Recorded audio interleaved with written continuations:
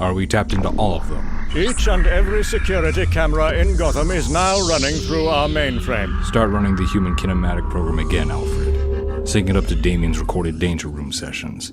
One of these cameras has to recognize and match his stride, his swing, his profile, body type, something, damn it. But don't forget you trained him to memorize and evade all camera positions. I can't stand here all night. Monitor the board. Contact me if we get a hit.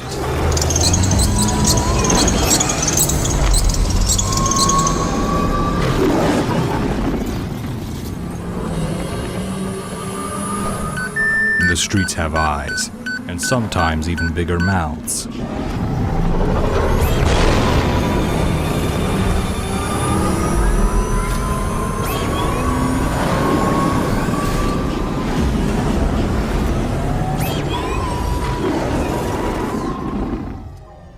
Not knowing where you are, but knowing who you're with is painful and frustrating.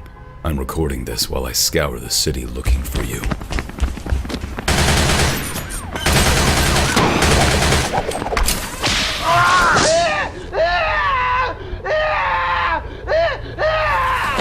Hoping that some rock I turn over gives me a lead, points me in the right direction.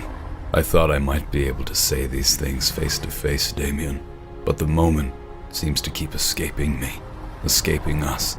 I'm your father. You're my son. My job is to love you and protect you. It's supposed to be simple, but somehow it keeps getting harder. I know we're never going to throw a baseball in the back of the manor after a tough day. But I'd be lying if I said a small part of me wouldn't enjoy that mundane existence, even for just a moment. Right now, I'm at one of our emergency uniform sites. Your suit and utility belt are gone, and you've turned off the tracking device inside the belt. Only one word keeps pounding in my brain. Why? But who am I kidding? I know the answer to that. If I'm going to be honest with you, Damien, I'll need to be honest with myself. It's not just the upbringing that your mother forced on you that made you who you are. I'm also to blame. I didn't tell you everything about Morgan Ducard at the Batcave earlier because of what happened between us years ago in France. I took a long, hard look at myself for the first time because of him and his father, and I didn't like what I saw. But before I tell you how my story intersects with the Ducards, I need to start at the beginning of theirs.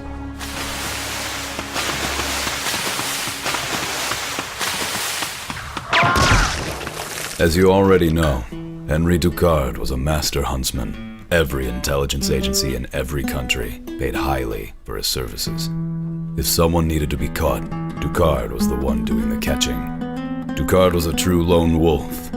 That is, until he met Felicity Strode. It's the only time in his life he let his heart rule his head. And for a man like Ducard, things got complicated. In his line of work, family was a liability. In more ways than one.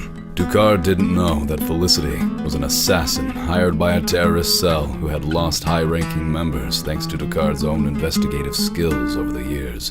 Felicity's mission was to kill Ducard, but instead she fell in love with him, following him around the world like a devoted wife as he went about his business, never revealing her secret to him or anyone else. Eventually, Felicity's past came back to haunt her. The terrorist cell finally found her. They wanted what they paid for. They wanted Ducard dead, and if she refused, they would torture and kill her son, Morgan, right before her eyes. Even though Morgan barely saw Ducard 25 out of 365 days a year, he worshipped him.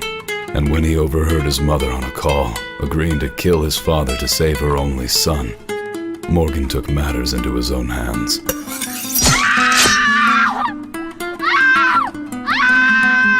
As did Ducard, until Morgan finally convinced his father that he was the only one he could trust. Ducard took Morgan under his wing and put him through a relentless regimen to strengthen his endurance and manhunting skills. He had high expectations of his son and taught him everything he knew.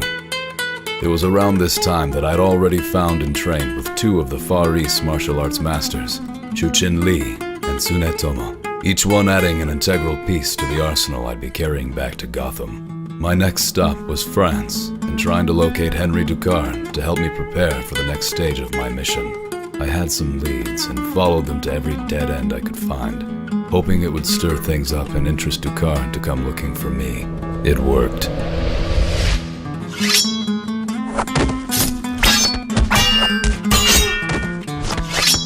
We fought for 15 minutes.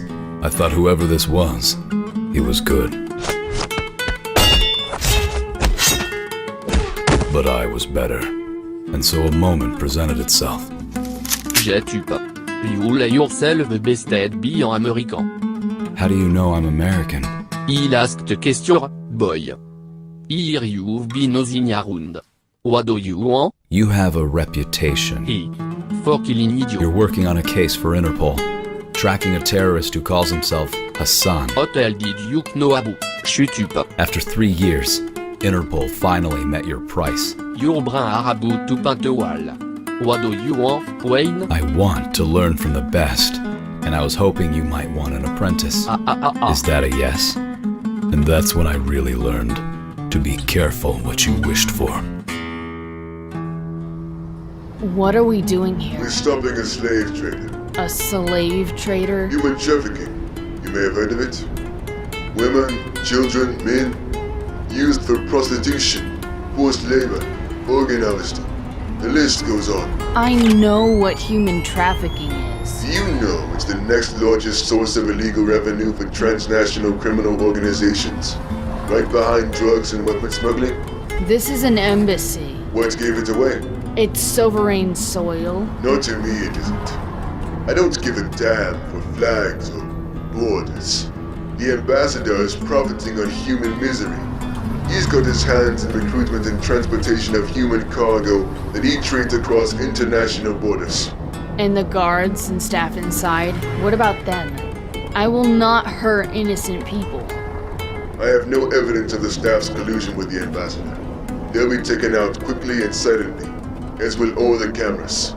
Unconscious or crippled, it's up to you. I expect precision. Understood? Now lose the cape. We're not here to put on a show or make an impression. This is the first night of your life. You're free, Damien. Your days of being a decoy for Wayne are over.